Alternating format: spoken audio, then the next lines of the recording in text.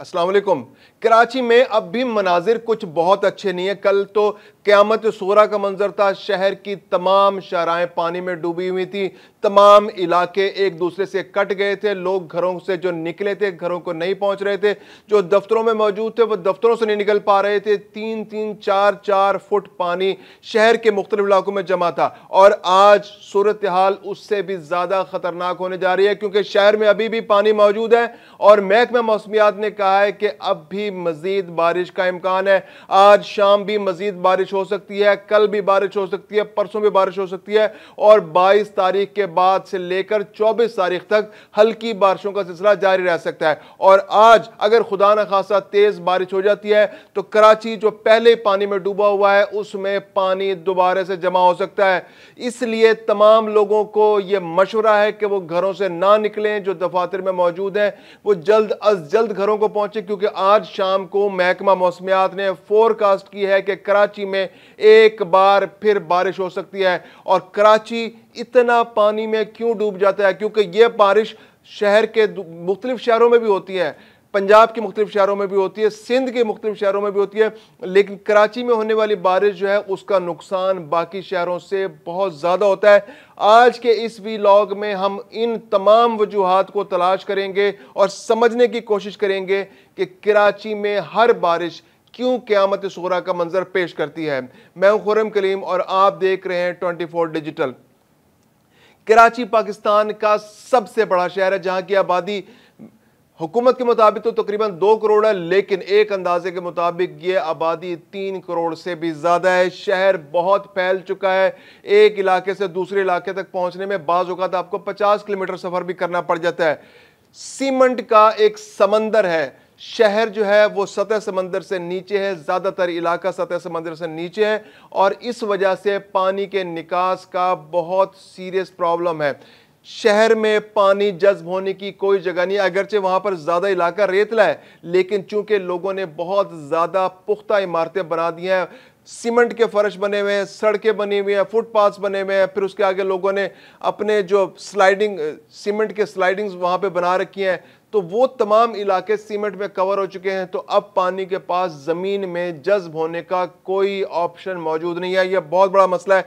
इसके अलावा कराची के ज्यादातर इलाके जो हैं वो सतह समंदर से नीचे हैं, यानी कि अगर अमूमी तौर पर होना यह चाहिए कि ड्रेनेज निज़ाम ऐसा हो कि शहर का पानी जो है वो ड्रेन्स में जाए और ड्रेन्स जो है वो समंदर के अंदर चली जाए ताकि शहर से पानी का निकास हो जाए, लेकिन ऐसा मुमकिन नहीं है क्योंकि समंदर ऊंचा है और शहर नीचा है। खतरा तो यह है कि कहीं समंदर का पानी शहर की तरफ ना आ जाए और ऐसी रिपोर्ट्स मौजूद हैं कि आने वाले 10, 20, 30 साल के अंदर समंदर का पानी शहर की जानिब सफर कर सकता है। उसके लिए शहर में इंतजाम भी किए जाते हैं, मुख्तलिफ प्लानिंग्स भी होती हैं, लेकिन इस वक्त मसला बारिश का है क्योंकि कराची के बहुत से इलाके जैसे शार फैसल का इलाका है, जब कभी भी बारिश होती है तो वो डूब जाता है। नर्सरी का इलाका डूब जाता है, इसके अलावा PCHS का इलाका डूब जाता है। जो शार फैसल के साथ साथ के इलाके मलीर में तो कल 4 फुट तक पानी जमा हो गया। ये प्रॉब्लम इसलिए हो रहा है कि कराची शहर के अंदर ड्रेनेज जो है वो तकरीबन फ्लॉप हो चुका है निज़ाम। कराची शहर में तकरीबन 550 छोटे बड़े नाले हैं, नदियां हैं, नाले हैं जो उस ड्रेनेज निज़ाम का हिस्सा हैं जो शहर के मुख्तलिफ इलाकों में फैले हुए हैं, लेकिन गलत प्लानिंग की वजह से, सरकारी इदारों की अदम तवज्जोही की वजह से वहाँ इंक्रोचमेंट्स हो गई हैं, वहाँ सोसाइटियाँ बन गई हैं, वहाँ पर घर बन गए हैं, वहाँ पर बड़े बड़े प्लाजे बन गए हैं, वहाँ शॉपिंग मॉल्स बन गए हैं, मार्केट्स बन गई हैं, वहाँ पर न जाने क्या क्या बन चुका है, जिसकी वजह से वो नाले जो है अब उनके रास्ते बंद हो गए हैं। जो कुदरत ने पानी को गुजरने का एक रास्ता फराहम किया था, इंसान ने उन तमाम रस्तों को बंद कर दिया है और आज उस निज़ाम में मुदाखलत करने की सज़ा इंसान खुद कराची के अंदर भुगत रहा है, क्योंकि कराची में जब पानी की बारिश होती है तो कराची डूब जाता है। 2022 में भी डूबा, 2020 में भी डूबा और इस बार 2020 से कम बारिश हुई है। यानी कल तकरीबन शार फैसल पर 130 मिलीमीटर बारिश हुई, 140 मिलीमीटर बारिश हुई और जो मैक्सिमम बारिश हुई कराची के अंदर कल वो 170 मिलीमीटर बारिश गुलशन हदीद के इलाके में हुई। इससे पहले 2020 में 230 मिलीमीटर बारिश शार फैसल पर हो चुकी है। उस वक्त भी शार फैसल डूब गई थी, लेकिन कल का मंजर उस पहले वाली बारिश से भी कम खतरनाक नहीं था। वजह क्या है कि हमने अपने साबिक़ा तजर्बात से सबक नहीं सीखा, ड्रेनेज सिस्टम को इंप्रूव नहीं किया।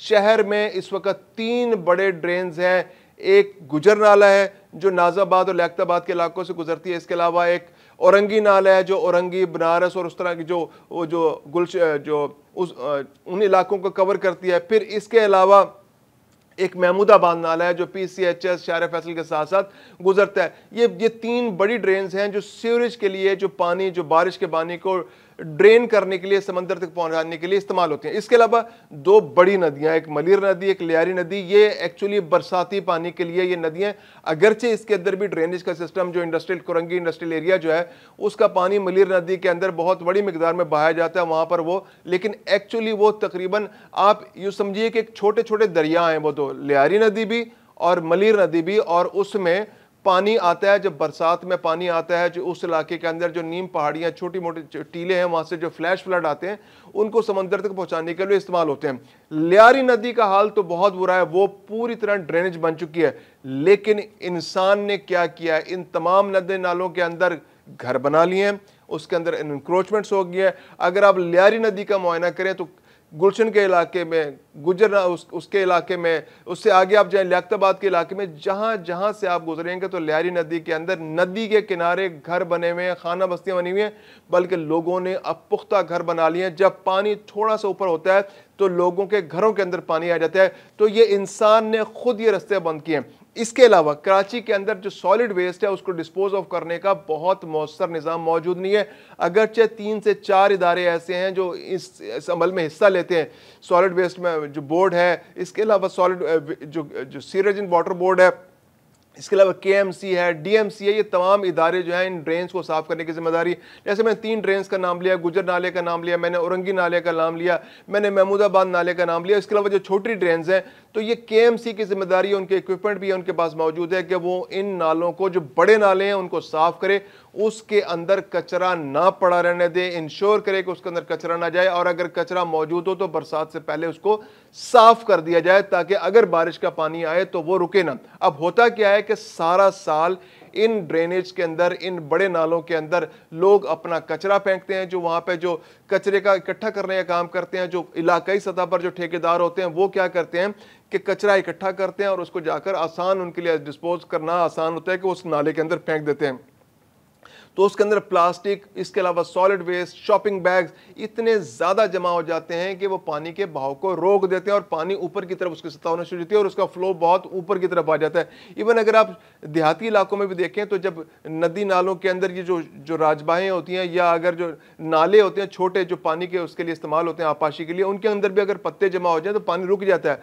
तो कराची शहर में तो पूरे शहर का सॉलिड वेस्ट इन नालों के अंदर फेंका जा रहा है, जिसकी वजह से ये नाले बंद हो जाते हैं और इनके अंदर पानी बहना बंद हो जाता है। और जब पानी बहना बंद हो जाता है तो ये पानी जो है ना सिर्फ इसके अंदर बारिश का पानी और बरसात का पानी जा नहीं पाता, और अगर चला भी जाता है तो वो वापस शहर की तरफ वापस आ जाता है और उस नाले की गंदगी भी जो है वो शहर के अंदर आ जाती है।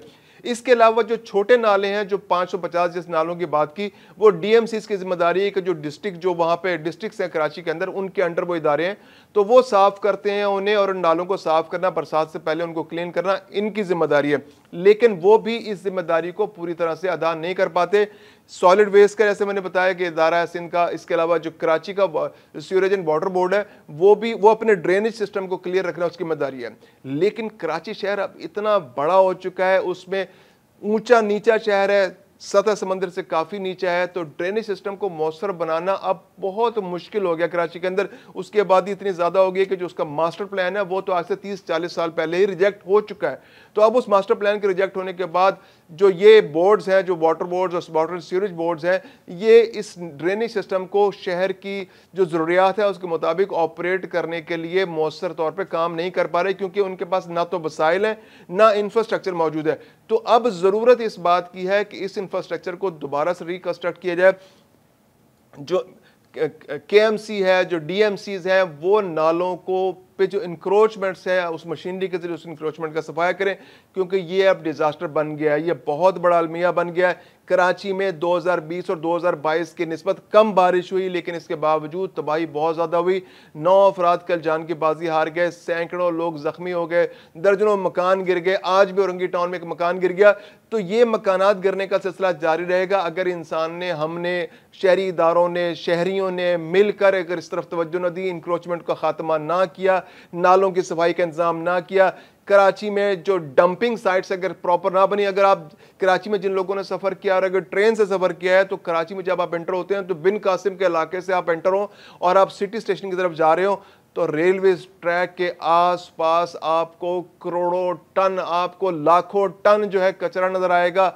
सिर्फ कचरे के ढेर हैं। ये तकरीबन 30 से 40 किलोमीटर का इलाका जो है ये कचरे का ढेर बन चुका है, क्योंकि जो मुकामी ठेकेदार है, जो कचरा उठाने वाले, जो कचरा डिस्पोज ऑफ करने वाले हैं, वो शारे फैसल के आसपास जितने इलाकों से कचरा उठाते हैं वो रेलवे ट्रैक के आसपास फेंक के आ जाते हैं।